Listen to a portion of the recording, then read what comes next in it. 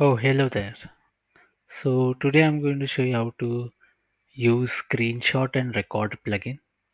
So in this plugin there are two elements which is screenshot and screen record. And now I'm going to show you how to use screenshot element.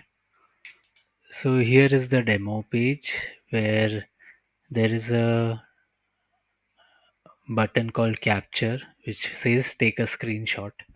So if I click on it, my cursor changes to crosshair, which means I can highlight area, and you can see that area has a box now, which with red borders, and there is an input to enter your feedback.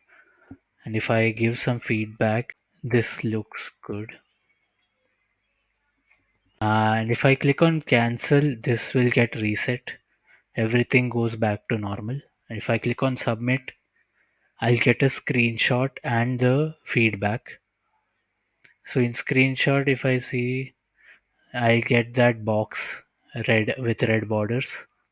That's the screenshot. And the feedback I'll get separately. So this is what screenshot element does, where it will take a screenshot and it will record the feedback. So I'll show you how this element works. So if you go to the design, in the left side, you have to search for screenshot element. Just add that here, and after adding it, in the element itself, you'll be asked some settings, which is the border color. Border color is the box that you see here. That's the border color.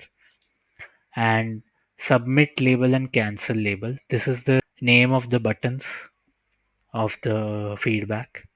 And there is allow empty feedback. If you click on it, you can skip the feedback and you'll only get the image. And in order to take the screenshot, after adding the element, just search in the element actions and the screenshot tab. There is a action called take a screenshot which uses the element. And after taking that screenshot, uh, you just check if the screenshot elements screen image parameter is not empty.